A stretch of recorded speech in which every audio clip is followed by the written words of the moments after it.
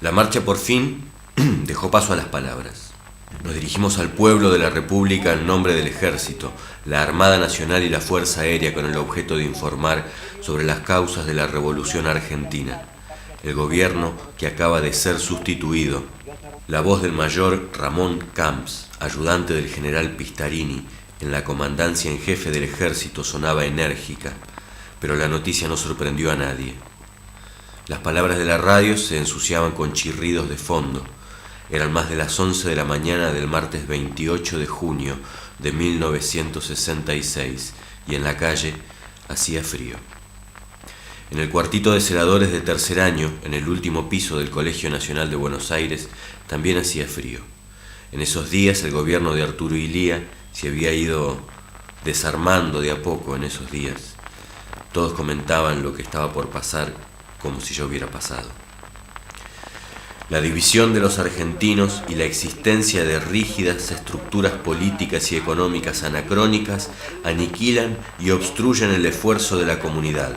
Hoy, como en todas las etapas decisivas de nuestra historia, las Fuerzas Armadas, interpretando el más alto interés común, asumen la responsabilidad irrenunciable de asegurar la unión nacional y posibilitar el bienestar general. Graciela D'Aleo no había ido al Buenos Aires, porque, aunque lo habían hecho mixto, ese colegio era cosa de hombres. Por eso, cuando terminó la primaria, sus padres ni pensaron en que dejara el colegio de monjas para seguir los pasos de su hermano mayor, que estaba haciendo segundo año en el Nacional. Sin embargo, cuando salió del secundario y se anotó en sociología, tuvo que cursar un par de materias en los venerables claustros de la calle Bolívar. Esa mañana, al ir para su clase, Graciela D'Aleo había cruzado la Plaza de Mayo. En la recoba del Cabildo, los patricios mantenían su plumaje habitual, pero el resto de la plaza estaba ocupado por tropas del Regimiento 3 de Infantería en uniforme de fajina. Había tanquetas y ametralladoras desplegadas. El profesor no llegaba. Graciela estaba con su amiga Beatriz y empezaron a impacientarse.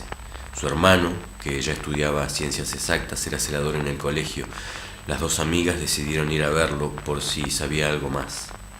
Lo encontraron en el cuarto de celadores del claustro de tercero, escuchando la radio.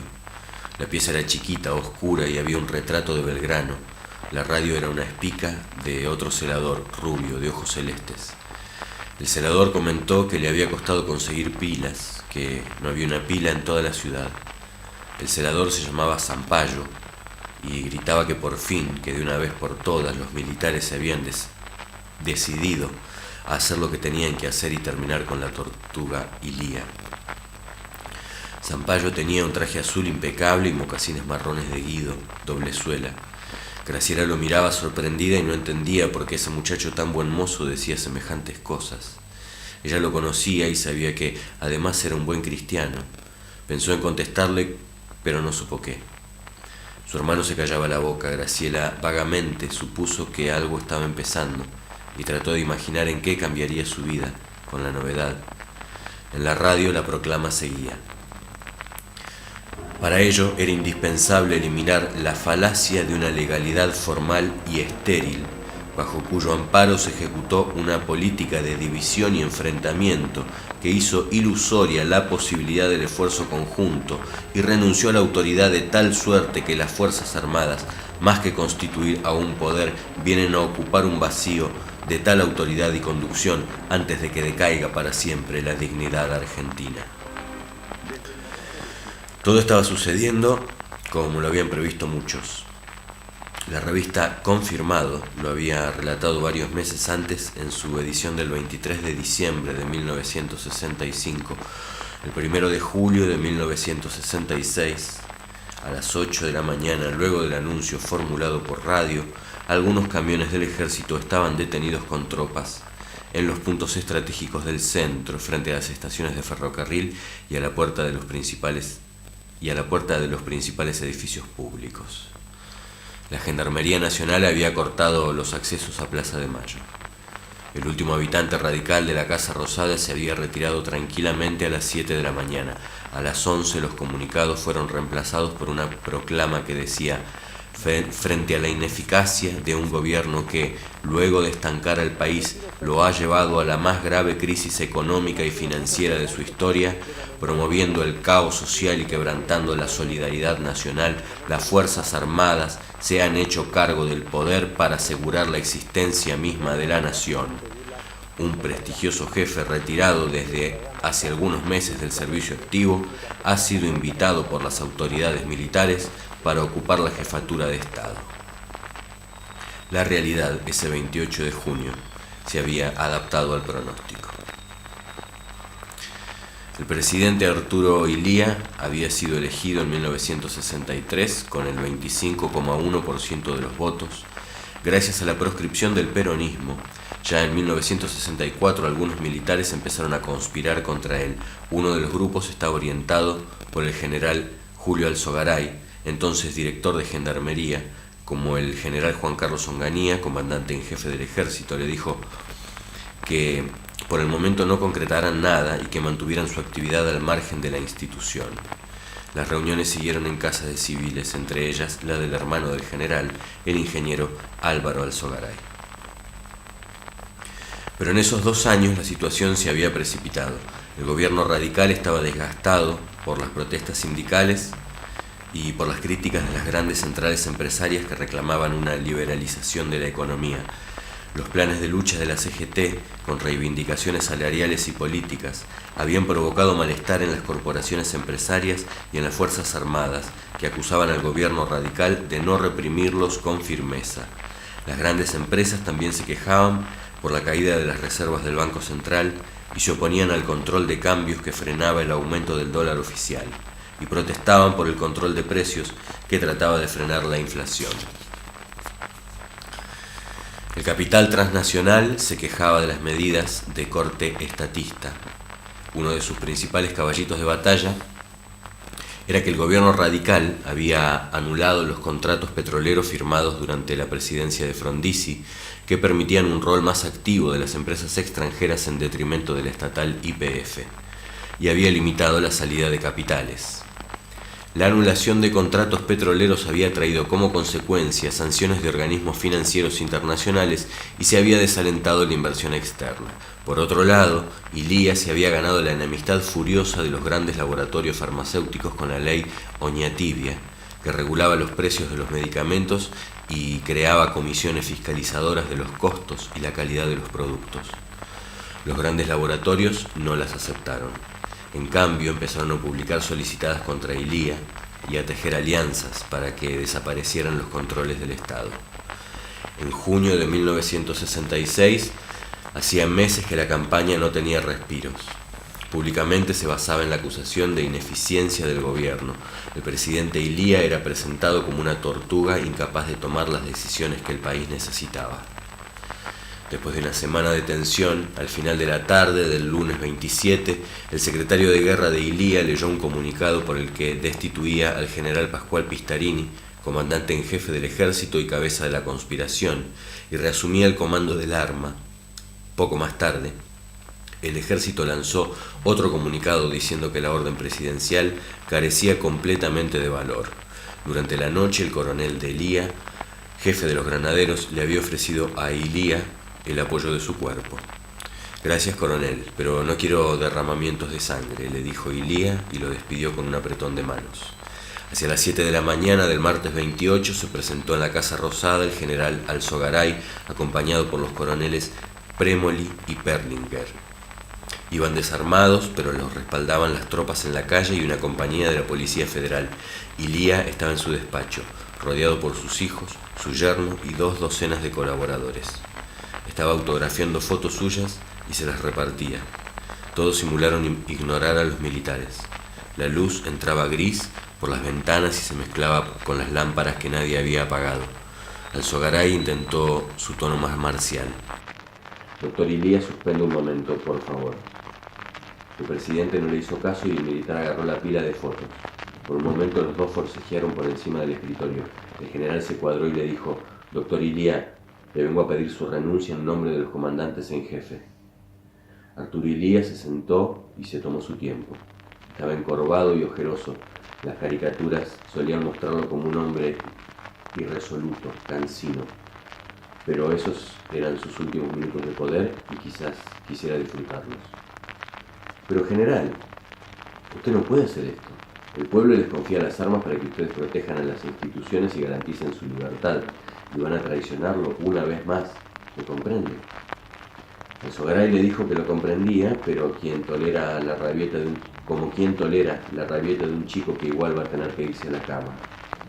¿Desea trasladarse a la residencia de Olivos o a otro lado? Pero general, ¿cómo me puede decir esto? A ustedes no les asiste ningún derecho. ¿Qué me puede importar a dónde voy a ir? Lo que importa es el pueblo y ustedes están avasallando. El general se estaba cansando. Se acercó al presidente e hizo ademán de agarrarlo del brazo. Doctor Ilía, usted me obliga a emplear un medio que no deseaba de ninguna manera. Lo lamento. Gustavo Soler, el yerno de Ilía, quiso interponerse. El coronel Luis Perlinger lo paró con un empujón. El general llamó a los policías que avanzaron en uniforme de fajina con bastones y pistolas lanzagases. Algunos de los colaboradores de Ilía trataban de resistirse, pero los policías siguieron adelante. El presidente les gritaba casi desaforado: ustedes son unos vendidos, sirven a cualquier dictadura y no son capaces de defender un gobierno democrático. Minutos después, la compañía policial había desalojado a todo el mundo. Por eso, en este trascendental e histórico acto, la Junta Revolucionaria, constituida por los comandantes en jefe de las 3 Fuerzas Armadas de la Patria, han resuelto: 1. Destituir de sus cargos al actual presidente y vicepresidente de la República y a los gobernadores y vicegobernadores de todas las provincias. 2. Disolver el Congreso Nacional y las legislaturas provinciales. 3. Separar de sus cargos a los miembros de la Corte Suprema de Justicia y al Procurador General de la Nación. 4. Designar de inmediato a los nuevos miembros de la Corte Suprema de Justicia y al Procurador General de la Nación. 5. Disolver todos los partidos políticos del país. 6. Poner en vigencia el Estatuto de la Revolución. 7. Fijar los objetivos políticos de la nación, fines revolucionarios.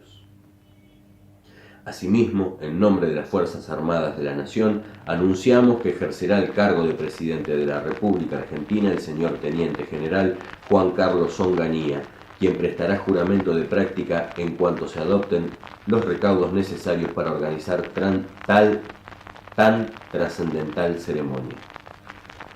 Nadie más que la nación entera es la destinataria de este hecho, que ampara a todos los ciudadanos por igual, sin otras exclusiones que cualquier clase de extremismos, siempre repugnantes a nuestra acendrada vocación de libertad. Hace ya mucho que los habitantes de esta tierra bendita no nos reconocemos por nuestro propio nombre, argentinos. Unámonos alrededor de los grandes principios de nuestra tradición occidental y cristiana, que no hace muchos años hizo de nuestra patria el orgullo de América, e invocando la protección de Dios, iniciemos todos juntos la marcha hacia el encuentro del gran destino argentino. Que así sea. Terminó diciendo Marcial, la voz del mayor Ramón Camps, en todas las emisoras de radio y televisión del país, unificadas en cadena nacional. Los golpes de Estado no eran algo raro. Desde 1930 había habido muchos, pero solían presentarse como una interrupción. Las Fuerzas Armadas detectaban un supuesto vacío de poder y lo ocupaban con el pronóstico supuesto de volver a llamar a elecciones y reponer el orden constitucional. La legitimidad seguía estando en la Constitución. El golpe de Onganía no fue así. Los militares presentaron un proyecto de país y decidieron que, para ponerlo en marcha, se quedarían en el poder el tiempo necesario. Era un planteo nuevo y buscaba su legitimidad en la validez de sus objetivos. Compartía con otro tipo de revoluciones esa característica de creer y proclamar que la grandeza de sus fines alcanzaba para justificar el empleo de cualquier medio. En realidad era una idea muy difundida en esos días, no solo entre la izquierda. Como cada vez que un sector social supone que aquello que propone es tan importante, está tan de acuerdo con el sentido de la historia o las verdades últimas de la religión o la filosofía, que hay que ponerlo en marcha, como sea. Así empezó el 28 de junio de 1966, la Revolución Argentina. Graciela D'Aleo había nacido en 1948 en Guanguelén, al sur de la provincia de Buenos Aires. Su padre era el hijo de un inmigrante siciliano que había trabajado en la construcción del ferrocarril y de una napolitana enérgica. Su madre era hija de inmigrantes gallegos que se habían establecido en la capital y llegó a estudiar odontología en una época en que las mujeres no hacían esas cosas. Cuando se recibió, la madre de Graciela fue a instalarse a Guanguelén, donde no había dentista, y allí conoció al señor D'Aleo. En ese entonces el señor era un militante conservador que trabajaba en la municipalidad y se gastaba sus ahorros en casimires ingleses. Gran defensor del fraude patriótico, organizaba cada vez que había elecciones el locro y el vino que se le daba a los peones antes de llevarlos a votar por el caudillo de la zona. En 1945 el señor D'Aleo era el delegado municipal de Guanguelén. Cuando el peronismo llegó al gobierno, trató de ganarse a estos punteros pueblerinos para armar su estructura en la provincia, pero el señor D'Aleo se negó y a los pocos años la familia emigró a la capital. Fue a mediados de 1948 cuando Graciela era un bebé. En Buenos Aires, la familia se instaló en una casa grande y vieja del barrio de Floresta, que había sido de los abuelos maternos, con padre, madre, hermano, tía abuela y una mucama que se llamaba Liberata. Liberata era samba, correntina y peronista. Y los chicos D'Aleo dormían con un retrato de Eva Perón bajo la almohada. El día que murió Eva Perón, el señor D'Aleo apareció en la cocina con una corbata plateada que parecía la de los casamientos. Graciela tenía 4 años y le preguntó si iba a una fiesta. Su padre le dijo que tenía que ir al velorio de esa mujer. Era probable que para él fuese una fiesta. Pero en los años siguientes, cada 26 de junio, Liberata llevaba a los 2 hermanos a ponerle flores a Evita en un altarcito que le habían hecho en una terminal de tranvías a pocas cuadras de su casa. El Quique, un vecino que ya debía tener 10 años, les decía que Perón era un demagogo. Graciela le decía que Perón era bueno, que les daba juguetes a los chicos y repartía pan dulce. Bueno, eso es ser un demagogo. Reparte cosas para que nosotros digamos que él es bueno. Eso es un demagogo. Graciela tenía 7 años, pero empezó a repetir que Perón era un demagogo. Liberata estaba perdiendo su ascendiente. Su mamá la llevaba a misa en la iglesia de San José de Flores para pedirle al Sagrado Corazón que salvara al pueblo argentino, y el 16 de junio vio pasar camiones que llevaban peronistas hacia Plaza de Mayo. Los rumores de golpe circulaban más, y en su casa compraron fideos, aceite y galletas de sémola para resistir lo que viniera. Pero en esos días su padre tuvo un infarto y la agitación política pasó a segundo plano, hasta el 16 de septiembre, en que la casa se llenó de festejos. Los chicos recortaron del diario una foto del general Lonardi y la pegaron en la pared, felices porque un buen cristiano había salvado a la patria. Cuando Graciela volvió a la escuela, lo primero que hizo su maestra monja fue hacerle sacar el libro de lectura y arrancar una hoja que hablaba del 17 de octubre de 1945 y otra que contaba cómo el 26 de julio de 1952 Dios había llamado a Eva Perón para tenerla junto a él. Liberata a todo esto se encerró en su habitación y tardó casi 2 días en salir. A fines de 1965, Graciela D'Aleo estaba por cumplir 18 años y acababa de terminar su bachillerato normal en el Espíritu Santo de Floresta, un colegio más bien preconciliar, conservador. Para ese entonces ya había pasado su etapa más mística, pero a los 12 años estaba convencida de que iba a ser monja misionera. Había elegido la orden de las Carmelitas Descalzas y no paraba de rezar por los paganitos del África. Los paganitos del África eran una de las preocupaciones principales de las hermanas del Espíritu Santo. Había que convertirlos, enseñarle a bañarse con frecuencia y, si se podía, mitigar su pobreza, aunque en el colegio les enseñaban que, como pobres que eran bienaventurados, porque de ellos es el reino de los cielos. Graciela fue ahorrando una moneda aquí y otra allá hasta que juntó los 10 pesos que la convertían en madrina de un paganito del África, por lo cual las monjas le dieron una estampita que decía detrás: recuerdo del bautismo de Juanito Kengué.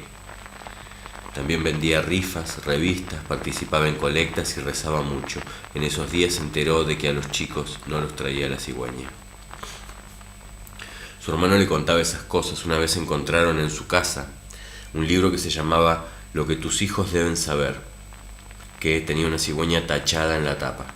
Lo leían a escondidas y lo entendían a medias. Durante un tiempo creyeron que el parto consistía en que la madre cagaba a su niño. También aprendieron que cuando un hombre engañaba a su mujer y fornicaba con una que ya había fornicado con otro hombre, al traidor le entraba por el pito la leche guascosa del anterior y se moría. El mundo estaba lleno de acechanzas. Graciela era muy buena alumna, un poco rebelde y leía con fruición. En su casa había bastantes libros, pero muchos, El fantasma de la ópera, Amalia, los tuvo que leer a escondidas. En esos días su familia ya se había mudado a un departamento de 3 ambientes en la Paternal, porque los sueldos de sus padres no daban para lujos. En esos días Graciela era una adolescente granujienta, que se sentía moderadamente fea y a veces planchaba en las fiestas que organizaban sus compañeras del colegio, pero cuidaba mucho su aspecto. Solía usar guantes y unos trajecitos muy correctos. Su modelo de elegancia era Jacqueline Kennedy. Pero ponerse sus primeros tacos altos a los 14 fue todo un triunfo contra la censura materna y la suya propia. Igual que el maquillaje, los corpiños o las medias de nylon. Para no hablar de la batalla que significó que su madre, por fin, le permitiera dejarse el pelo largo. En esos bailes, lo que más sonaba era el Club del Clan, Palito Ortega, los Guaguancó. Empezaban a aparecer los Beatles y los mayores a su alrededor decían que eran un poco raritos por lo del flequillo. Eddie Gourmet y el trío Los Panchos o Cuco Sánchez eran para apretar, pero con moderación, temerosa del pecado. A sus 15 años Graciela se confesaba y comulgaba todas las semanas. Fue entonces cuando el Concilio Vaticano II cambió la liturgia y los curas empezaron a decir misa en castellano y mirando a los fieles. Fue un cambio importante. Graciela participaba en actividades de la Acción Católica, el coro de ángeles, el apostolado de la oración, las hijas de María, y cuando estaba en 5º año las monjas del Espíritu Santo le empezaron a llevar, junto con otras compañeras de clase, a la Villa Miseria de Retiro, Villa Comunicaciones, donde jugaban con los chicos y les hacían teatro. Remeditos donando sus joyas para la campaña de San Martín, por ejemplo, u otras situaciones edificantes que tomaban del Villiquen. Graciela descubrió un mundo extraño y empezó a olvidarse de los paganitos del África. En esos días también Graciela había empezado a frecuentar a los compañeros del colegio de su hermano, que le llevaban un par de años. Al principio le daban pánico. Los muchachos estudiaban en el living y Graciela se pasaba horas juntando el coraje necesario para pasar hacia la cocina y decirles buenas tardes.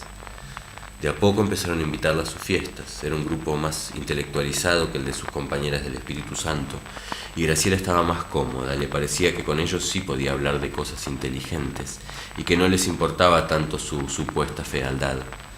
Con ellos iba al cine algunos sábados y al cabo de un tiempo le invitaron a participar en las reuniones del movimiento familiar cristiano. Se encontraban una vez por mes en la casa de uno de ellos, discutían un tema que alguien había preparado y que solían tener cierto contenido social. Después se armaba el baile. La música era más in. Petula Clark, de Mamas and the Papas, y ahora sí, mucho Beatles. Aunque el primer tema que Graciela bailó con Jorge fue El baile del ladrillo, de Rita Pavone. Jorge era el hijo de un empresario próspero, alto, flaco, un poco desgarbado, ligeramente distante y místico, que ya estaba militando en la Juventud Estudiantil Católica, que animaba el padre Carlos Mújica. Graciela lo adoraba en silencio. Ya antes había tenido 2 amores imposibles que nunca lo supieron. Graciela y Jorge se veían mucho, eran muy amigos, pero ella nunca se atrevía a confesarle amor. Él le hablaba de una forma distinta de asumir el compromiso cristiano, que consistía en trabajar junto a los pobres. De a poco el pecado empezó a cambiar de signo. Era pecaminoso no aceptar un compromiso social, no amar al prójimo como a sí mismo. El amor a Dios se realizaba dando todo por los demás. Aunque la cuestión no era tan simple, seguía habiendo, por supuesto, otras formas de ser cristiana. Cuando cursaba 5º año, Graciela tuvo que decir el discurso del 25 de mayo en el acto del colegio. Lo empezó citando un libro sobre el comunismo de un tal Ezequiel Volpe, que le habían dado las monjas. Todas las revoluciones nacieron de la desesperación. La revolución es una manera de fugar hacia adelante, un engaño para los pobres que creen que cualquier situación es mejor que la que están viviendo. En agosto fue a un retiro espiritual. El cura, un jesuita de voz tronante, predicaba la aspiración a la perfección. Graciela estaba claro, quería ser una perfecta católica. El cura explicaba que para un hombre la posibilidad de la perfección estaba en tomar los hábitos. Una mujer, en cambio, podía acercarse todo lo posible a la perfección si se hacía monja, pero si no llegaba a eso, siempre podía quedarse soltera y dedicar su vida al Señor. O en el peor de los casos, casarse y tener todos los hijos que Dios le mandara y rezar para que se hicieran curas y monjas. Graciela, enamorada, ya no pensaba en ser monja y le pidió una entrevista al jesuita. Le dijo que cuando era chica quería hacerse monja, pero que ahora tenía dudas porque le gustaban los muchachos y eso. ¿Cuántos años tenías cuando querías hacerte monja, hija mía?, le interrumpió el jesuita. No sé, 12, 13. Esa es la edad en la que se definen las vocaciones. Graciela se quedó en silencio, estaba asustada y pensaba que quizá el cura tuviera razón. El jesuita aprovechó el momento. Y sobre todo, no te dejes tentar por el demonio, hija mía. El sexo es el arma más sibilina del demonio. El hombre es fuego y la mujer es topa. Viene el diablo y sopla, y la mujer se consume para siempre en las llamas infernales. Había, visiblemente, formas muy distintas de servir al Señor. Graciela tenía que decidirse.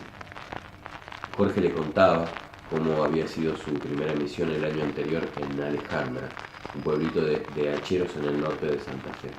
El padre de Jorge tenía como 100.000 hectáreas de obrajes en Santa Fe y el Chaco. Él conocía bien la zona. Jorge le contó que en esos días había llegado a verlos una mujer muy pobre con su hijita enferma, y que en el pueblo no había farmacia ni manera de conseguir los remedios que la nena necesitaba, y que la mujer se sentó ahí, junto a ellos, con su hijita en brazos, hasta que la nena se murió. Cuando lo contaba, Jorge no podía dejar de llorar. Poco después escribió unos versos en los que hablaba de esa muerte. Aquella muerte, sin saber, salvó su vida, decía el poema, hablando de la suya propia, que a partir de entonces había cambiado de sentido. Le decía que a Graciela también se le escapaban lágrimas. En diciembre de 1965, cuando Jorge le preguntó si quería acompañar a un grupo de la Acción Misionera Argentina que iba a un pueblo de hacheros miserables en el norte de Santa Fe, Graciela no tardó un minuto en decirle que sí. Junio de 1966. Juan Carlos Onganía era un general de caballería de 52 años que había comandado la fracción azul del ejército, el sector más proamericano, industrialista y plebeyo de la fuerza, dispuesto a dialogar con un peronismo sin Perón. Estaba casado con María Emilia Green Urien, tenía 2 hijos varones y 3 mujeres y sólidas convicciones católicas. La nación lo definía como un fanático de la disciplina y el orden, que respetaba por sobre todas las cosas la costumbre de hacer el asadito de los domingos. Algunos de sus oficiales, en cambio, lo llamaban el caño, por lo recto y por lo hueco. Poco después de asumir el mando, Onganía dio su primer traspié en público. Se presentó en la inauguración de la exposición rural en un landó de 1910 escoltado por lacayos de librea. El gesto casi imperial fue muy mal recibido. Cuando el general Onganía se apoderó del gobierno, la Argentina tenía 23 millones de habitantes, una inflación anual del 30% y los aumentos salariales compensaban las subas de los precios. El salario real se mantenía sin grandes variaciones. El dólar acababa de ser devaluado en un 8%, en el mercado oficial se cotizaba a 205 pesos y un poco más en el mercado libre. El Producto Bruto Interno, que había crecido un 20% en los 2 primeros años de gobierno radical, se había estancado en la primera mitad de 1966, y la participación de los trabajadores en la distribución de la riqueza era del 38,1%, mucho más bajo que el 46,4% de 1950, pero más alto que el 36,5% de 1964. La desocupación alcanzaba el 6% de la población activa.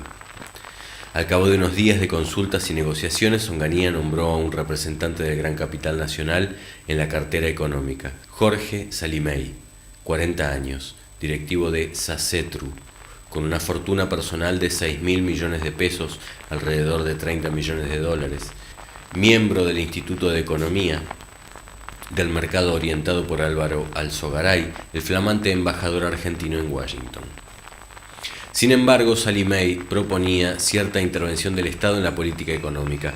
Su designación tuvo el apoyo entusiasta de la Unión Industrial Argentina, la Confederación General Económica, la Asociación para la Defensa de la Libre Empresa y la Sociedad Rural. En esos días, por decreto, Onganía barrió con las comisiones fiscalizadoras y los precios regulados de los medicamentos. A mediados de agosto, Salimey devaluó la moneda. El nuevo precio del dólar era 215 pesos. Para darle apoyo financiero, las autoridades del FMI dispusieron que el aporte argentino al organismo internacional creciera de 280 millones de dólares a 350 millones. La cuarta parte de esos 70 millones de aporte, de acuerdo al convenio, debía ser en oro. Era la condición para los préstamos que empezaron a llegar. El micro traqueteaba con batifondo de motor recalentado y Graciela no terminaba de entender lo que le decía su compañero de asiento. Más atrás, una beba lloraba sin parar, el conductor escuchaba chamamés a volumen indecente, su compañero casi gritaba. La refracción de los rayos de la luna produce un efecto que Graciela decididamente no conseguía oírlo. El muchacho se calló un momento. Graciela estaba sentada del lado de la ventanilla, bien abierta, pero lo único que entraba era un aire caliente y pegajoso. Graciela se atajaba el pelo con las manos, ya lo tenía bastante largo y le preocupaba que fuera a enredársele en la cara a su compañero de asiento. ¿Quién sabe qué podría pensar? De pronto la beba se calmó y el muchacho pudo seguir con su perorata sobre astrofísica elemental. Graciela hacía todo lo posible para mostrarle interés. Pero sin embargo, la percepción que tenemos de la luz de la luna no corresponde a la forma en que el muchacho tenía 18 años. Era más bien gordo, de cara ancha, cejas gruesas y una sonrisa agradable.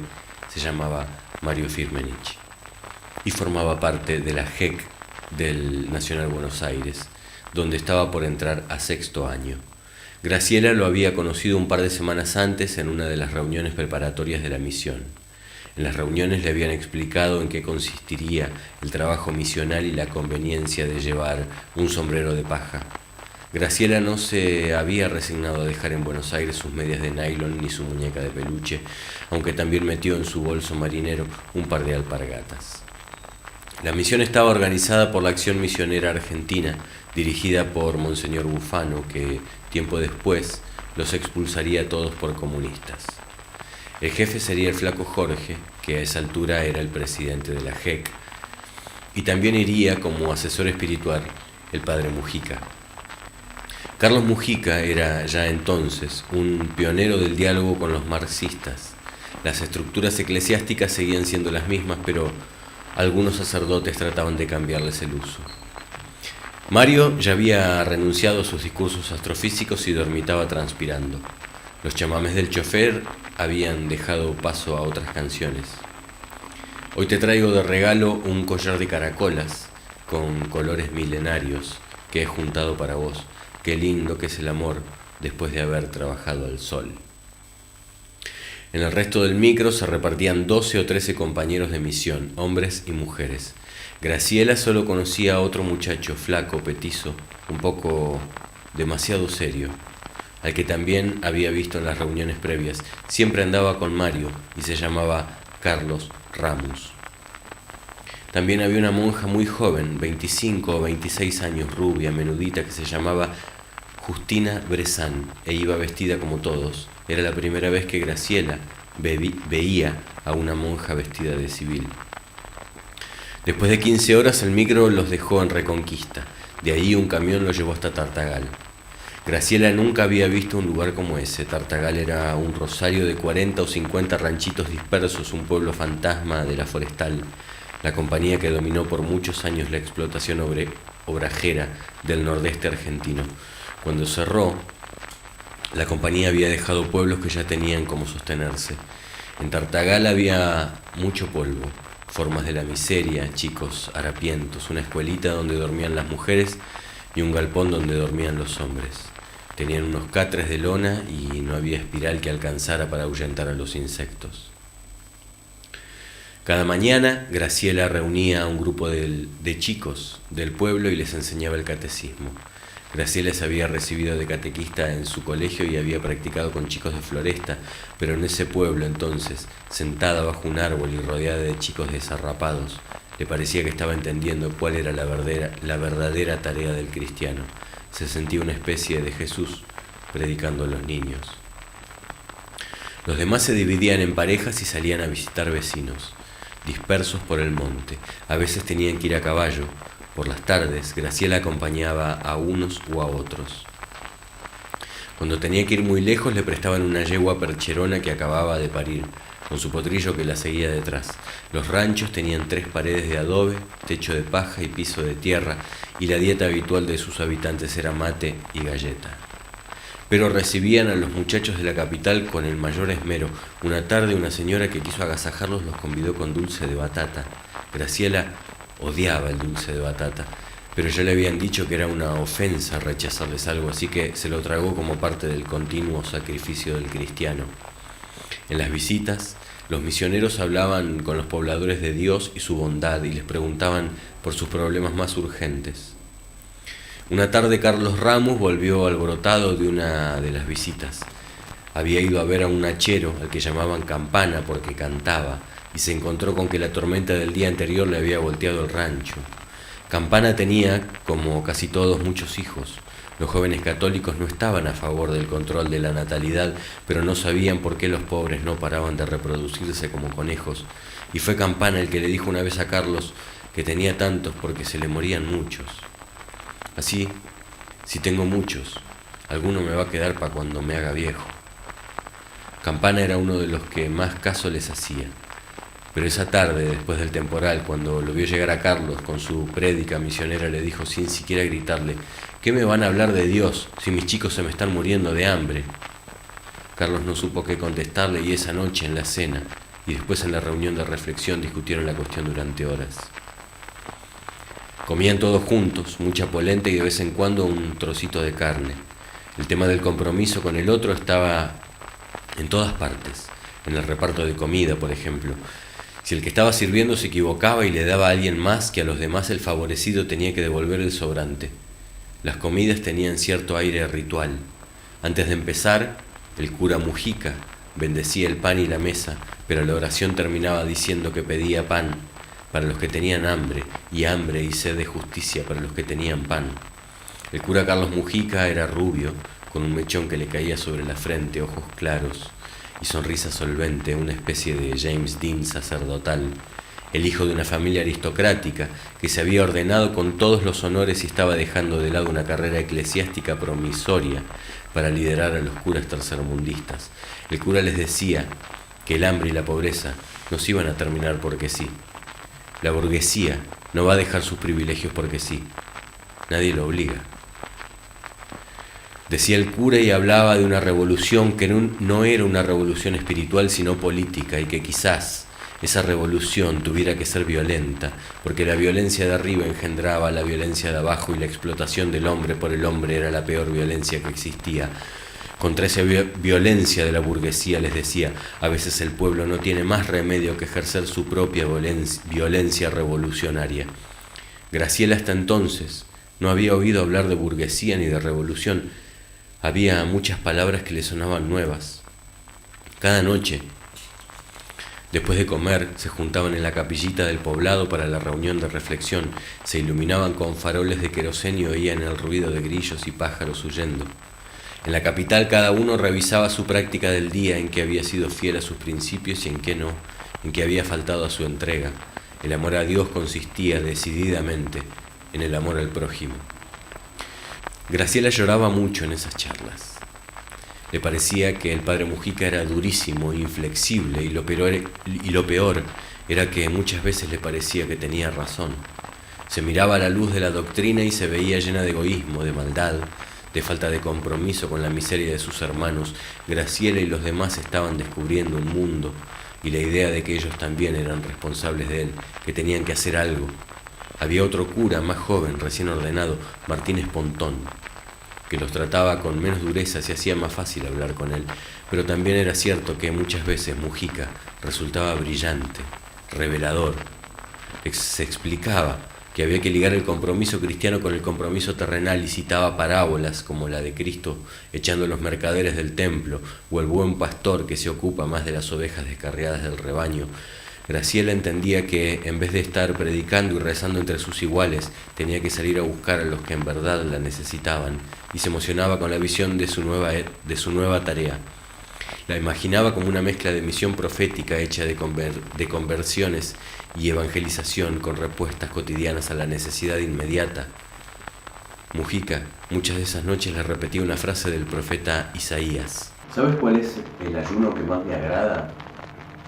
Romper las cadenas injustas, desatar las ligaduras de la opresión, liberar al oprimido y romper todo yugo, partir tu pan con el hambriento, acoger en tu casa a los pobres sin hogar, cubrir al que veas desnudo y tratar misericordiosamente al que es de tu carne.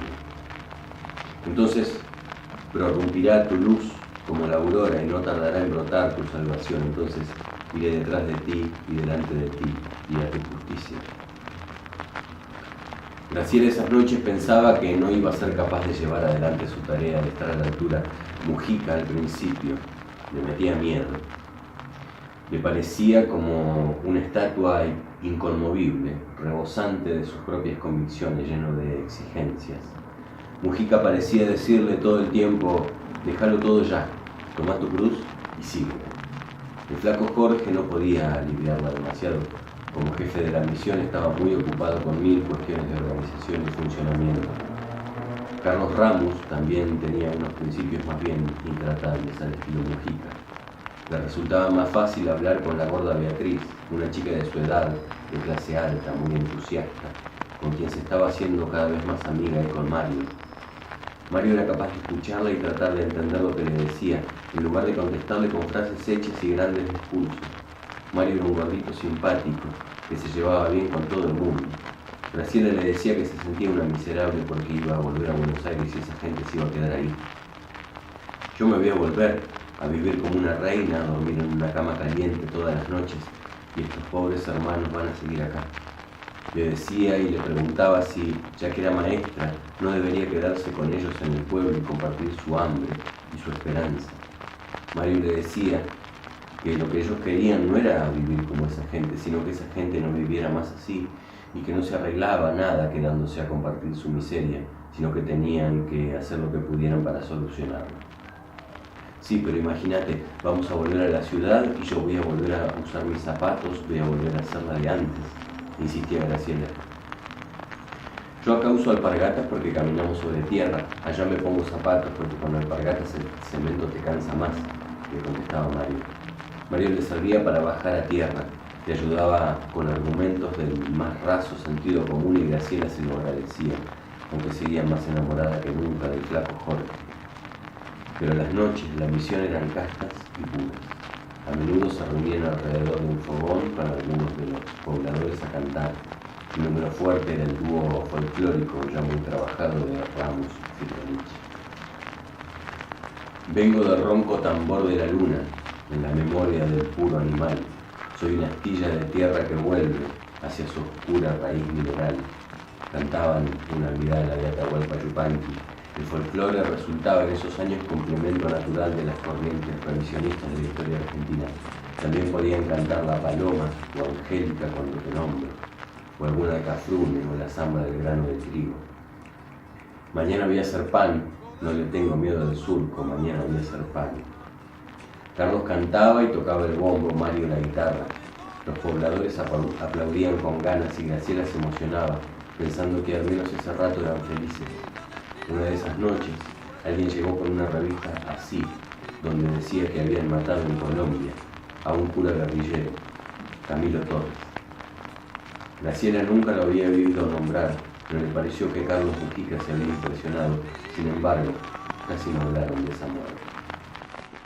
La misión no duró más de un mes, Pero Graciela tenía la sensación de que cada día la llenaba de revelaciones.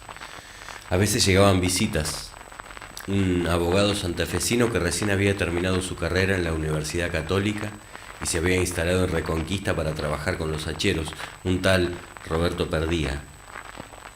Un grupo de cineastas de la Escuela de Santa Fe, dirigida por Fernando Birri, que hacía un documental que se iba a llamar Hachero nomás. Un cura belga de la Hermandad de Foucault, que andaba por ahí con su bolsito al hombro, durmiendo donde le cayera la noche y tratando de mezclarse con los pobres, aunque su castellano era difícil. Lo llamaban el Todoporoso, porque era lo que le salía cuando trataba de decir Dios Todopoderoso.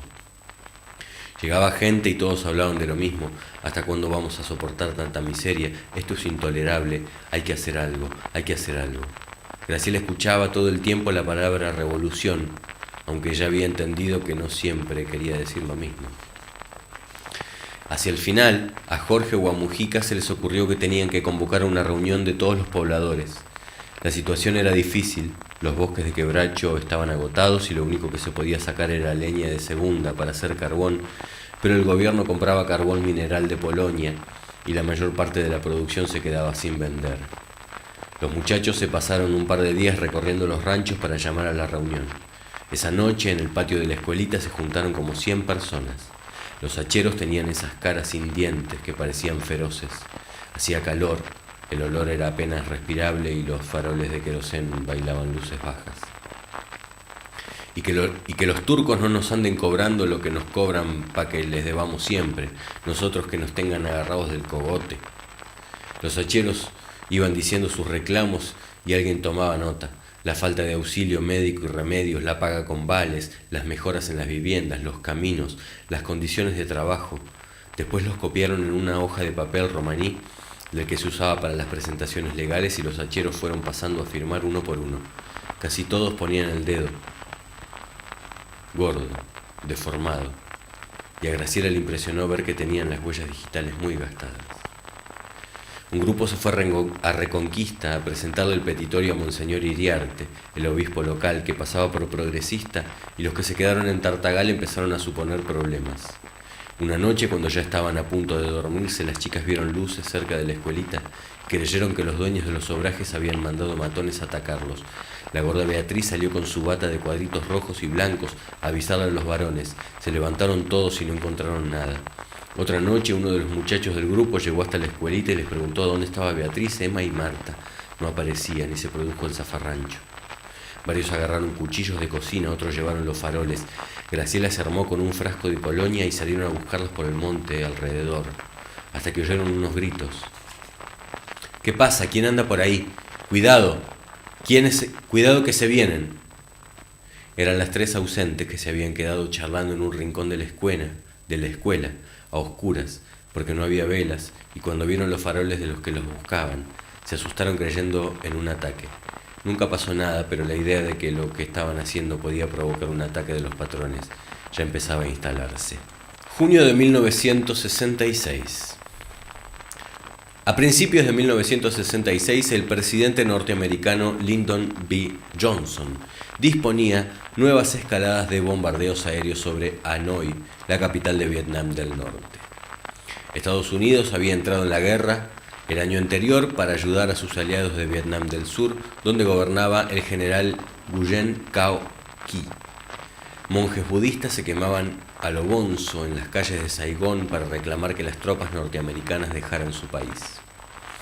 En marzo de 1966, en Moscú, abría sus sesiones el 23º Congreso del Partido Comunista Soviético. Su secretario general, Leonid Brezhnev, predicaba que uno de sus principales objetivos era combatir el culto a la personalidad que había inculcado durante tantos años José Stalin. Para ese entonces los soviéticos hablaban mucho de la distensión y el diálogo con Occidente. En China, en cambio, los seguidores de Mao Zedong marchaban por las calles de Pekín y Shanghái, agitando ejemplares del Libro Rojo, los escritos de Mao que daban la línea de lo que se llamaba la Revolución Cultural Proletaria, en abierta ruptura con el revisionismo social imperialista soviético.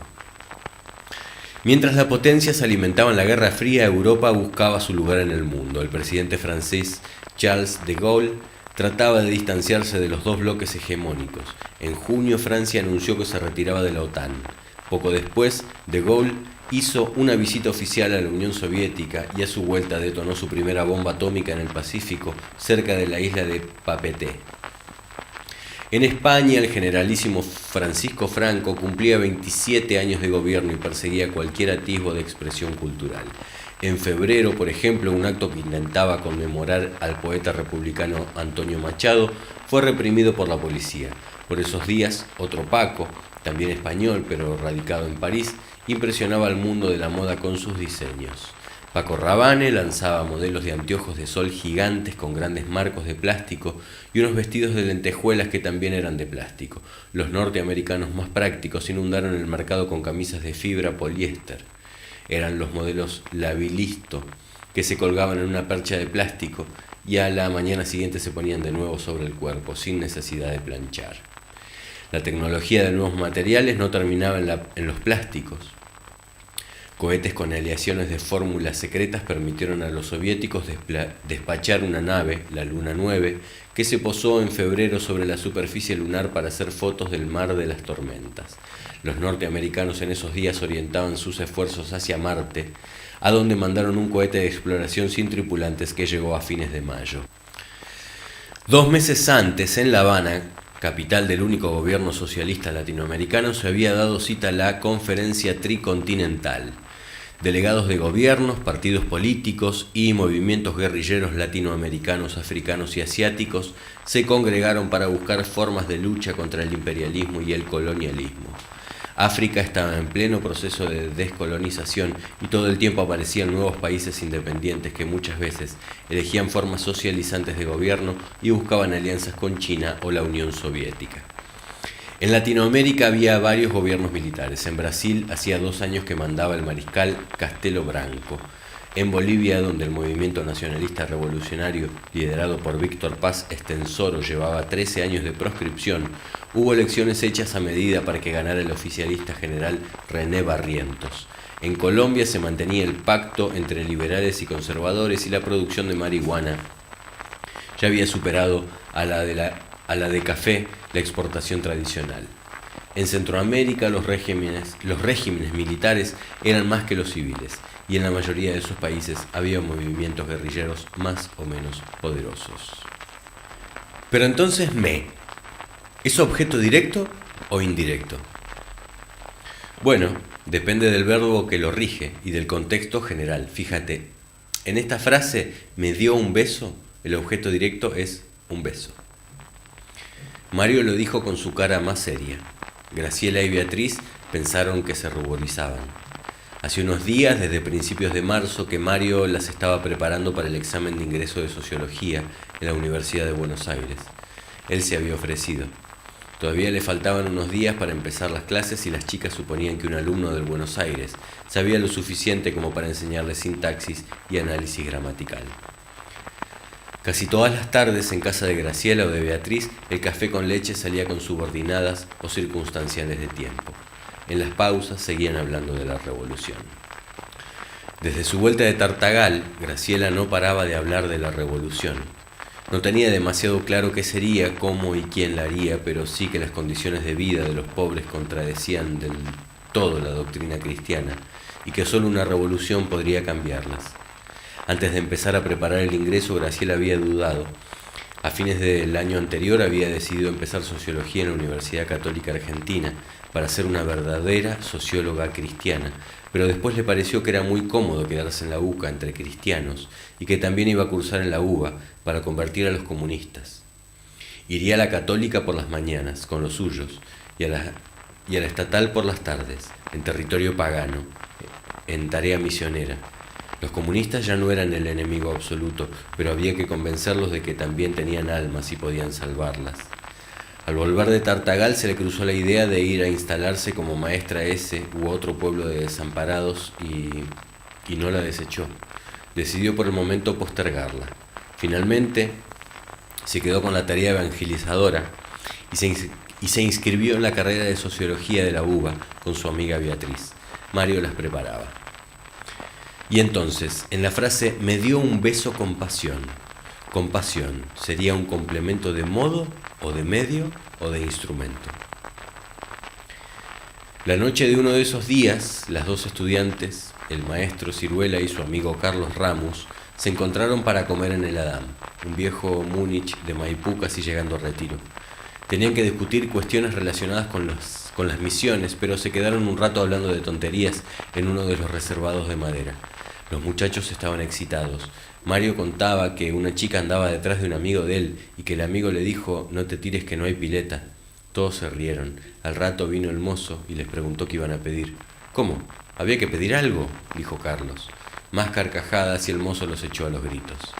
Riéndose se fueron a comprar unas empanadas y las comieron en la casa de Beatriz, que quedaba cerca. Charlaron y charlaron hasta que se hizo tarde y los dos muchachos acompañaron a Graciela en un taxi hasta su casa de Belaústegui y Seguí. A la mañana siguiente su vecina le tocó el timbre. Graciela no tenía teléfono, pero podían llamarla a la casa de al lado. Era Beatriz, para decirle que la noche anterior, después de dejarla, Carlos le había llamado por teléfono para declarársele. Y seguro que estaba con Mario. Vos sabés cómo son. ¿Y vos no aceptaste, por supuesto? Sí, claro que acepté. Y ahora prepárate vos, porque estos dos siempre hacen todo en yunta. La vecina la volvió a buscar al cabo de un rato. Mario la llamaba desde un teléfono público en Plaza 11 y le dijo que quería ser su novio. A Graciela no le gustaba especialmente Mario, pero le parecía fantástico que un chico se le declarara, el primero. Dudó un momento y al final le dijo que no. Él insistió. No me contestes ahora, no me digas ahora. Veámonos y hablemos más tranquilos. Quedaron para el día siguiente a las 3 de la tarde en Pacífico. Graciela pensó que tenía que pedirle permiso a su madre. Está bien, andá, pero que te acompañe tu hermano. Lo que pasa es que tengo que encontrarme con un misionero para hablar de cosas de las misiones. Bueno, en todo caso que vaya caminando detrás de ustedes. Pero mamá, eso es ridículo. ¿Y dónde quiere que te encuentres con él? En Pacífico. Ah, el lugar de las sirvientas. Graciela consiguió ir sola. Llevaba un vestidito de flores, liviano, hasta la rodilla y unas sandalias blancas. Mario tenía un traje verde oscuro, un poco arrugado y una corbata azul finita. Graciela notó que le faltaba un botón del saco. Mario era desprolijo, pero era, como todos ellos, un muchacho elegante. Le dejaba al lado de la pared, le abría las puertas, le ayudaba a bajar del colectivo. Ni a ellos ni a ellas les gustaban los pelos largos, los gestos estridentes, la ruptura de las buenas costumbres. Les parecían cosas de burguesitos tratando de llamar la atención. La revolución no tenía nada que ver con eso. Empezaron caminando un rato por el Rosedal, hablando de cualquier cosa, pero estaban tensos. Graciela trataba de no mirarles el lunar tan grande en la mejilla. Después Mario la invitó a tomar un vaso de Coca-Cola y le volvió a hablar de su amor. Graciela se quedó callada. No importa, no tenés por qué contestarme ahora. Lo que pasa es que estoy enamorada de otro. Sí, ya sé, del flaco Jorge, dijo Mario. Trataba de sonreírle, pero estaba demasiado nervioso. El nudo de la corbata se le había torcido. No importa, no me contestes ahora. Yo te voy a esperar 4 meses. En 4 meses te pido que me des una respuesta. Mario le entregó un papel doblado en 4. Esto lo escribí después de hablar con vos, ayer. Graciela se ruborizó, se guardó el papel en la cartera y resistió la tentación de arreglarle la corbata. Él podía malinterpretarlo. Cuando se despidieron, ella se tomó el 216 que subía por Juan B. Justo y se fue a la iglesia de su barrio. Recién sacó el papel cuando estuvo sentada en un banco en plena misa. El poema se llamaba Solo para mi Flor. Flor era el lirio del campo, entre las hachas del monte, flor en todo su encanto, más era flor de horizonte. Solemne, el cura leía la epístola a los Corintios. No os juntéis con yugo desigual con los que no creen, pues, ¿qué tienen de común la justicia y la iniquidad? Graciela seguía leyendo en su banco. Y volví solo a mi hogar, con mucha leña campana, pero sin flor que mirar, y el cura en el altar. Pues templo del Dios vivo somos nosotros, según aquello que dijo Dios: habitaré en ellos y andaré en medio de ellos, yo seré su Dios y ellos serán mi pueblo. Y Graciela con el poema. Era su ceremonia secreta. Había elegido la iglesia porque le parecía que leerlo ahí lo jerarquizaba, le daba otra trascendencia. Porque esto estoy pensando, no quiero del monte volver, prefiero seguir buscando, tal vez quiera florecer. Graciela estaba conmovida, pero Mario seguía sin gustarle. Flotaba en dudas. Al día siguiente fue a la misa de 9 que decía el cura Mujica en la Inmaculada de Independencia Itacuarí. Había tomado la costumbre a su vuelta de la misión e iba casi todas las mañanas. A veces también iba a las misas que Mujica celebraba en su casa. Mujica vivía en el cuarto de servicios de la terraza de la casa de sus padres, un edificio de departamentos muy burgueses en Las Heras, Igeli y Oves. El cuartito tenía 15 metros cuadrados, algunos afiches en la pared, bastantes libros y una cama muy austera. Allí el padre les hablaba de la justicia, el compromiso cristiano con los pobres, la necesidad de la revolución. Ese lugar tan poco pretencioso, esas palabras conformaban una manera tan distinta de ser cristiano que Graciela no paraba de hacerse preguntas. En el cuartito los asistentes se daban la mano, compartían el pan y el vino y se comprometían a entregar todo su amor a Jesucristo en este mundo. Pero eso no les alcanzaba y también iba. Pero eso no le alcanzaba y también iba cada mañana a la Inmaculada. Uno de esos días, después de la misa, se había levantado para comulgar y cuando volvió se encontró con que le habían robado la cartera del asiento, en plena iglesia. Graciela no lo podía creer. La cartera tenía todas sus pinturas que se había comprado ahorrando del dinero que le daban sus padres para viajar y moverse. Toda una pérdida y una desilusión. Igual había seguido yendo, y cuando Mario se le declaró y le dio el poema, esperó hasta después de la ceremonia. Fue a buscar a Mujica y le dijo que quería hacerle una consulta. No sé cómo decirte. Yo estoy enamorada de Jorge, pero Mario se me declaró y no sé qué hacer. ¿Mario se te declaró? Sí. Y el flaco no te hace caso. Jorge era muy difícil. Por un lado estaba muy absorbido por su militancia cristiana. Y por otro, Graciela sabía que le había prometido a su madre que no iba a distraerse con una novia hasta que terminara su carrera de ingeniería. No, la verdad que no. Entonces metele con Mario. Graciela tenía una pollera gris y un pullover negro de cuello volcado, lo que ella llamaba su uniforme de existencialista. Mujica estaba, como de costumbre, bien James Dean. Caminaba por un pasillo entre la iglesia y la casa parroquial. Iban y venían. Y además estoy confundida sobre mi compromiso. ¿Por qué? Mujica hablaba con la cabeza gacha, mirando al piso, y no era el tipo de hombres que aceptaran la palabra confusión.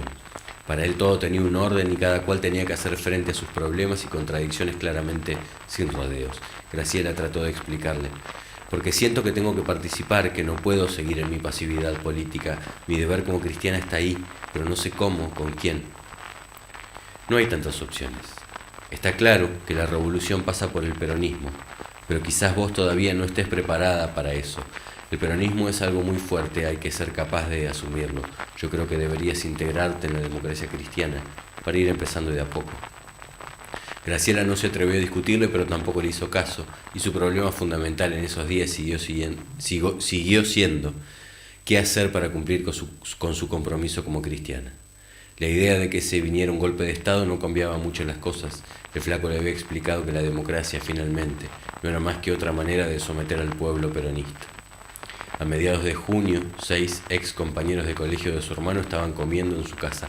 Uno de ellos, Carlos Zubizarreta, había entrado en la escuela naval y Graciela, para mostrar que estaba al tanto de la actualidad, le preguntó si se venía el golpe. Le gustaba que esos muchachos más grandes la respetaran como una igual. Masticando un canelón de verdura, Zubizarreta la miró y le dijo casi con desprecio: «Qué golpe ni golpe, nosotros no andamos en esas pavadas». 8 días después, las marchas militares empezaron a sonar en la cadena nacional.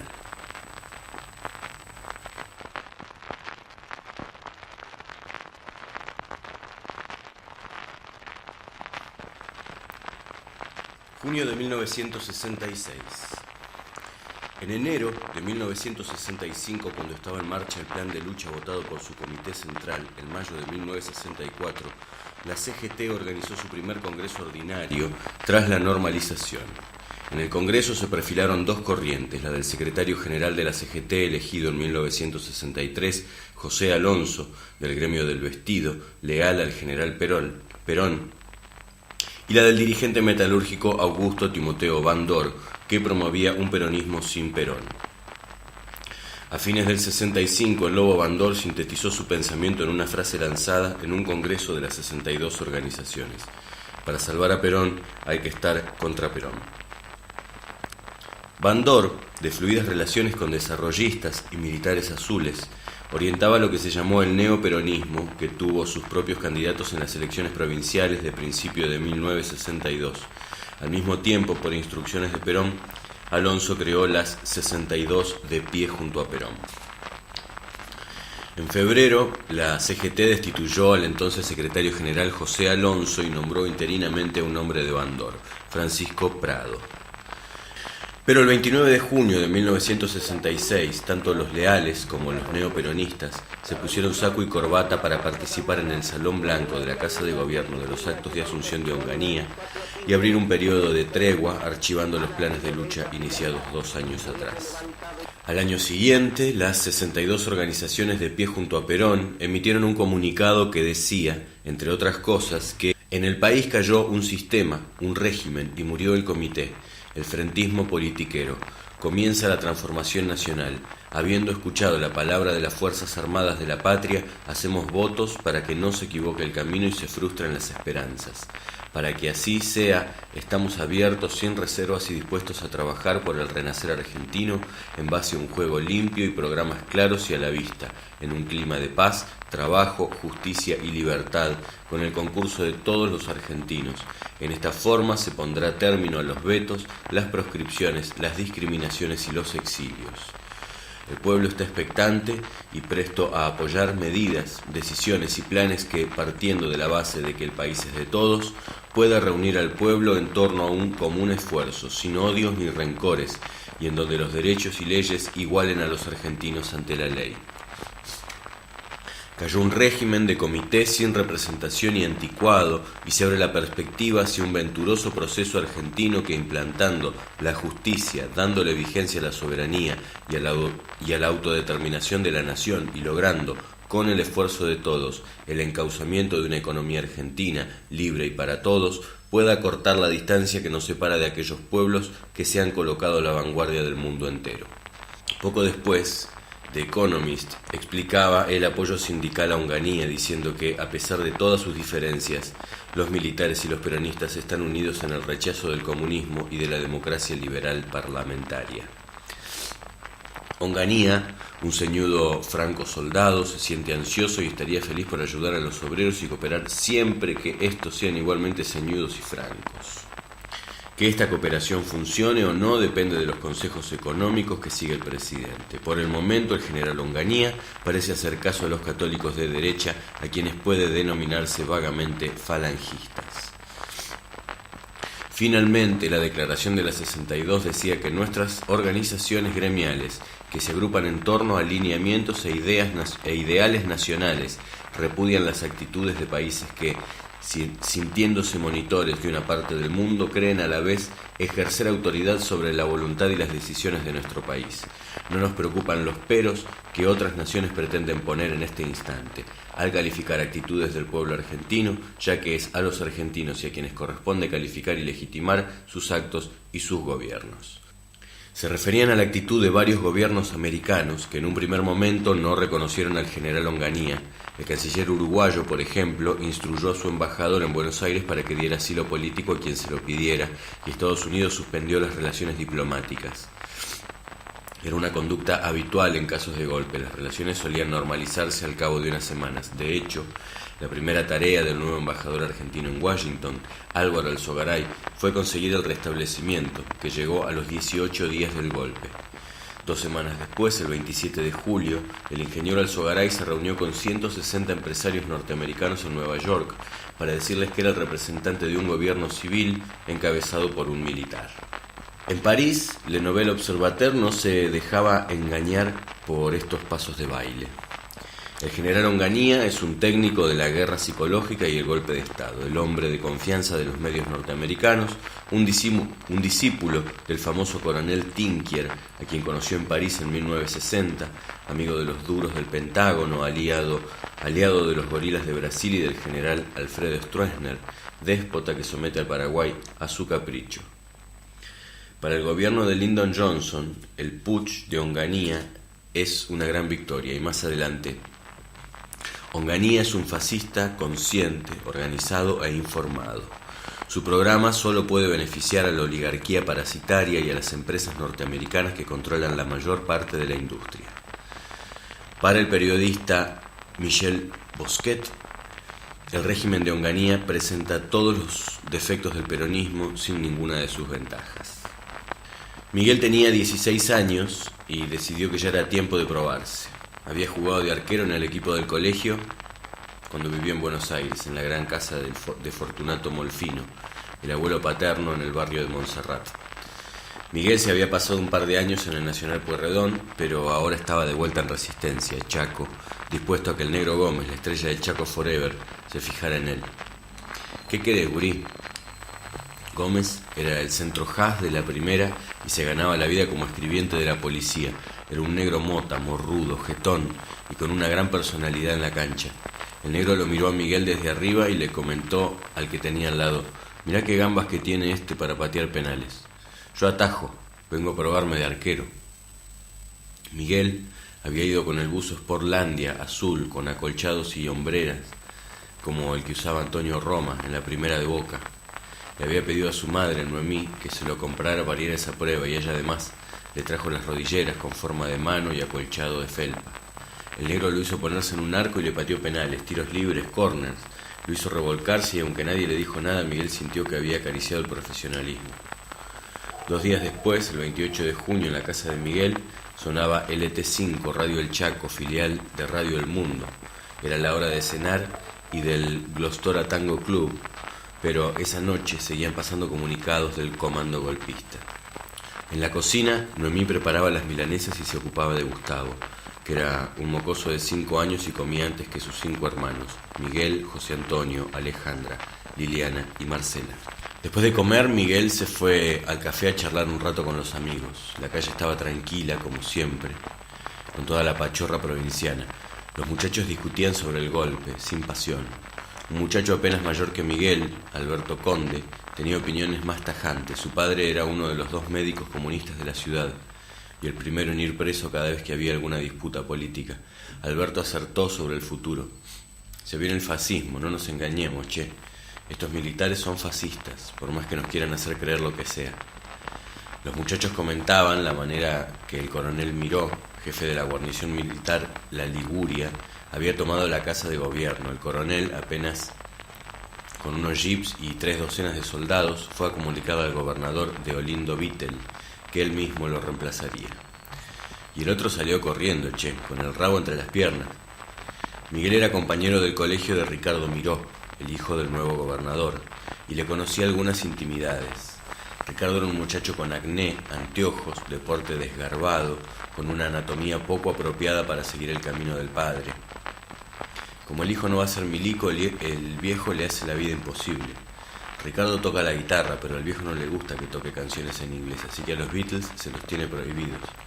Si se hace la rata, lo caga a fustazos, y la máxima es que le abre la puerta cuando está en el baño para ver si se está haciendo la paja. Los muchachos se rieron y pidieron otra ronda de bols. Se sentían un poco más allá, por encima de todas esas tonterías. Miguel usaba vaqueros y una campera de cuero negra, bastante gastada. Lo bueno era que estuviese bien gastada. Era petizo y ancho, tenía la frente despejada, los ojos azules como su madre, el pelo un poco largo, peinado para atrás con un toque de gomina y una buena sonrisa. Solía pensar que ya sabía qué iba a hacer de su vida. Era capaz de tomarse un par de ginebras, fumaba Saratoga sin filtro desde los 13 y usaba unos anteojos de marco ancho que le hacían parecer de 19. Sacaba fotos y había escrito en una vieja Remington algunas estrofas. Sus lecturas habían pasado de Salgari, Westergel y Verne a Sartre, Baudelaire y Verlaine. Yo quiero ser algo así como un poeta, siento que quiero ser un poeta maldito, dijo esa noche en la mesa del café chaqueño, y los demás ni siquiera se rieron. Miguel Molfino había nacido en Buenos Aires para la Navidad de 1949.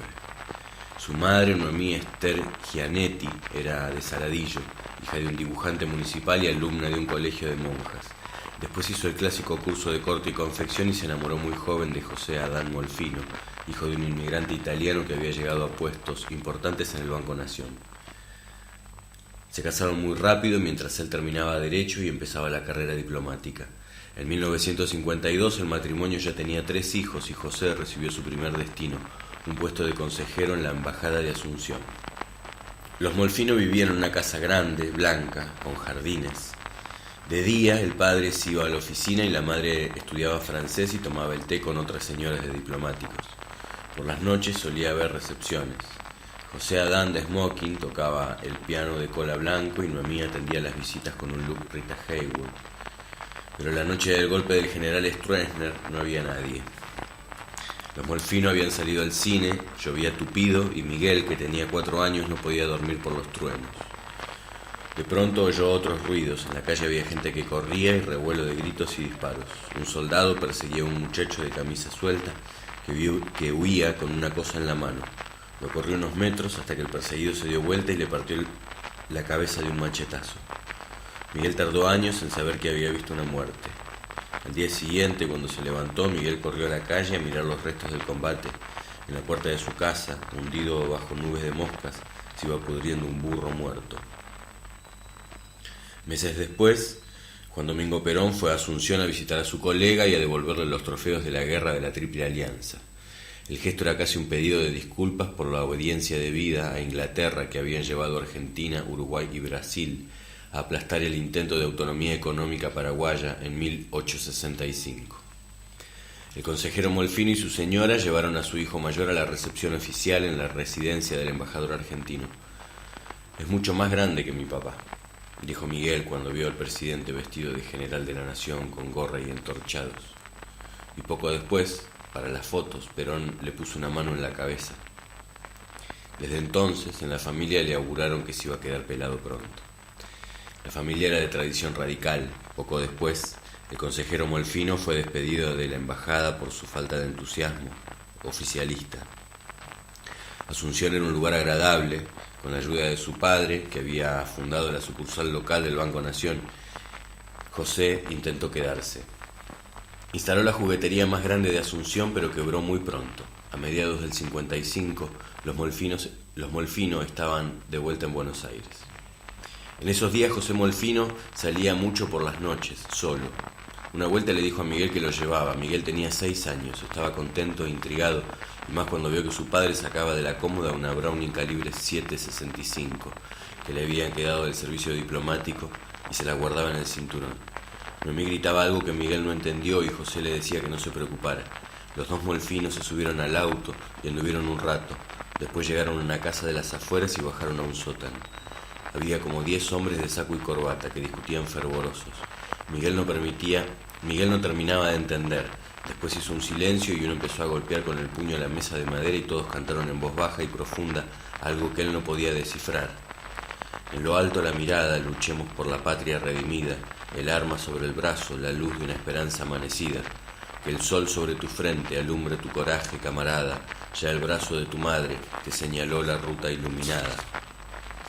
Y si la muerte quiebra tu vida al filo de una madrugada, perdurará tu nombre entre los héroes de la patria amada.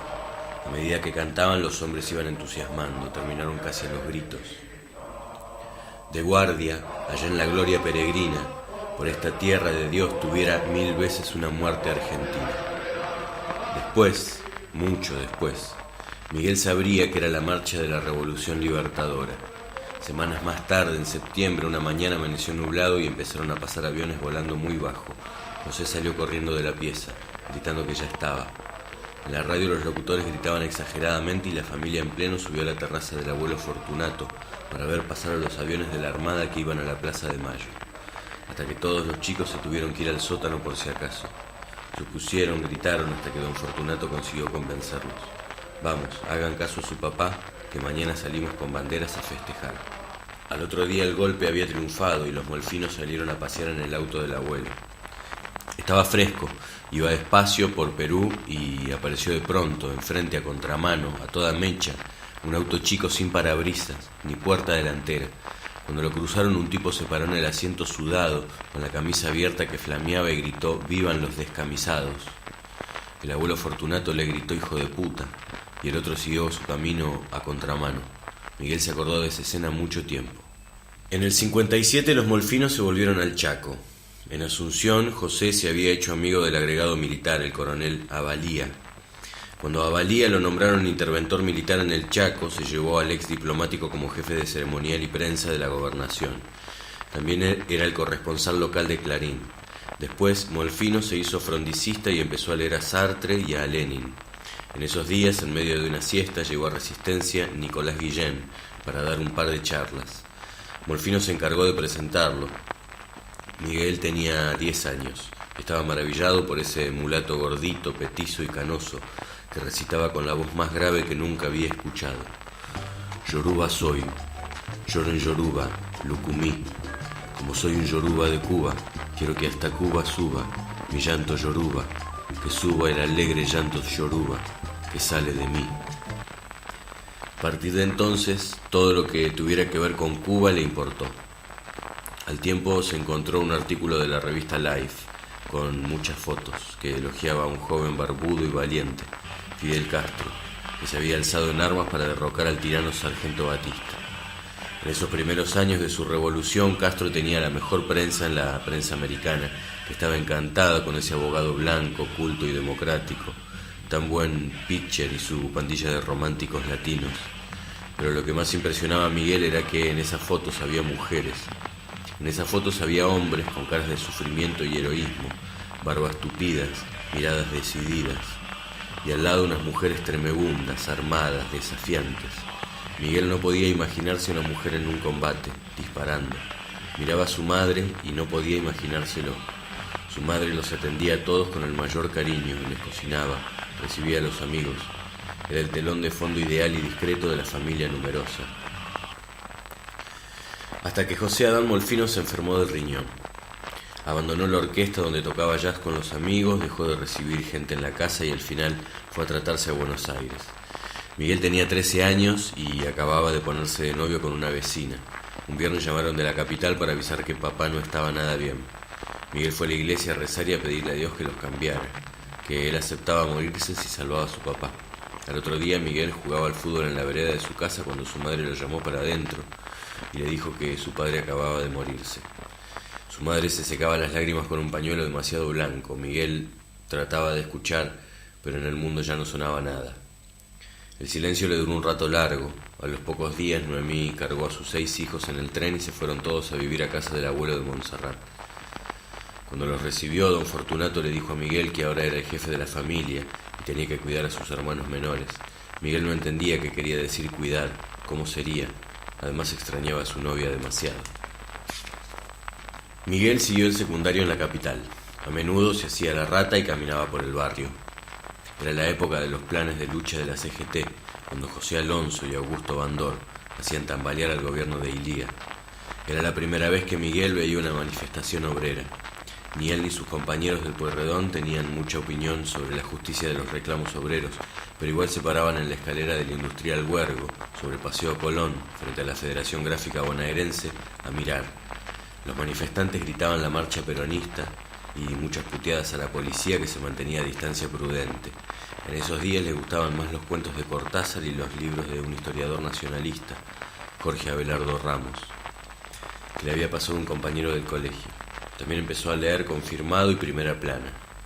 El fin del radicalismo aparecía anunciado de todas las maneras posibles y Miguel y sus amigos discutían quién les gustaría para reemplazarlo.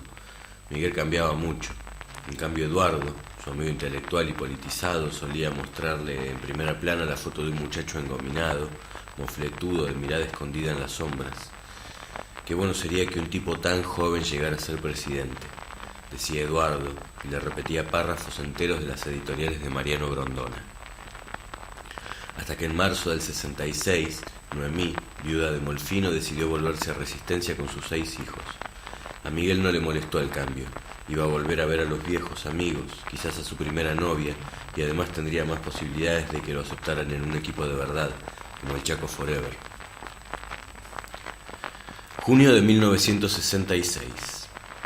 En su columna de la revista Primera Plana, en la edición especial del jueves 30, el doctor Grondona saludaba la llegada del nuevo gobierno. El artículo se titulaba Por la Nación y empezaba diciendo: En las jornadas de septiembre de 1962 surgió algo más que un programa, una situación militar o una intención política. Surgió un caudillo. El fenómeno es este, de tanta importancia que no se repite en la misma generación. A partir de entonces el problema del país fue uno solo: cómo homologar el mando profundo, la autoridad secreta y sutil del nuevo protagonista. Se intentó primero la vía electoral, pero cuando quedó bloqueada, el proceso político siguió una vida ficticia y sin sentido, exactamente como la legalidad que se edificó sobre su derrumbe. Al jurar la presidencia en octubre de 1963, Arturo Illia no comprendió el hondo fenómeno que acompañaba a su encubrimiento, que las Fuerzas Armadas, dándole el gobierno, retenían el poder. El poder seguía allí, en torno de un hombre solitario y silencioso. Ese era un hecho que estaba más allá de las normas institucionales y de las ideas de los doctrinarios, un hecho mudo e irracional, inexplicable y milagroso. Siempre ha ocurrido así, con el poder de Urquiza o de Roca, de Justo o de Perón. Alguien por alguna razón se escapa a los observadores, queda a cargo del destino nacional, y hasta que el sistema político no se reconcilia con esa primacía, no encuentra sosiego. La nación y el caudillo se buscan entre mil crisis, hasta que, para bien o para mal, celebran su misterioso matrimonio. En el camino quedan los que no comprendieron, los Derqui y los Juárez-Selman, los Castillo y los Illia. No queremos comparar aquí a Juan Carlos Onganía con nuestros caudillos de ayer, sea cual fuera el juicio que ellos nos merezcan. Su destino está cristalizado, es inmutable. Onganía, en cambio, es pura esperanza, arco inconcluso y abierto a la gloria o a la derrota. Queremos, en cambio, comparar su situación con la de sus antecesores, y esa situación es idéntica y definida. El advenimiento del caudillo es la apertura de una nueva etapa, la apuesta vital de una nación en dirección de su horizonte. Y más adelante, la Argentina se encuentra consigo misma a través del principio de autoridad. El gobierno y el poder se reconcilian y la nación recobra su destino. Quiere decir entonces que los tres poderes de Alberdi, el civil, el militar y el bonaerense, están de nuevo reunidos en una sola mano. A partir de aquí se puede errar o acertar. Pero lo que importa señalar en esta hora es que la revolución es pura conjetura y posibilidad, y es que hay una mano, una plena autoridad. Sin ella, con el poder global quebrado y sin dueño, no había ninguna posibilidad de progreso, porque la comunidad sin mando es la algarabía de millones de voluntades divergentes. Con ella, en cambio, hay otra vez nación, para ganar el futuro o para perderlo, pero al menos para dar la batalla. La Argentina en estos años cruciales tenía que poner a prueba su vocación de grandeza. El mantenimiento de la situación establecida tenía sus ventajas. La vida apacible, las garantías institucionales, un cierto bienestar, era la agonía a muy largo plazo. La vida para nosotros, la muerte para nuestros hijos. La Argentina tenía una tremenda capacidad para optar por la mediocridad, alimentos, buen nivel de vida en comparación con otros pueblos, facilidad de los recursos naturales. Toda la llevaba, aparentemente, a la holganza y la lenta declinación. Era la tentación de una Argentina victoriana que, usufructuaria de una grandeza del fin de siglo, se preparaba para bien morir huérfana del desafío, del reto histórico que a otras naciones lanzan la guerra y la geografía. La Argentina tenía en su lentísima desaparición un solo elemento de reacción, su propio orgullo. La etapa que se cierra era segura y sin riesgos, la vida tranquila y declinante de una nación en retiro. La etapa que comienza está abierta al peligro y a la esperanza. Es la vida de una gran nación cuya vacación termina.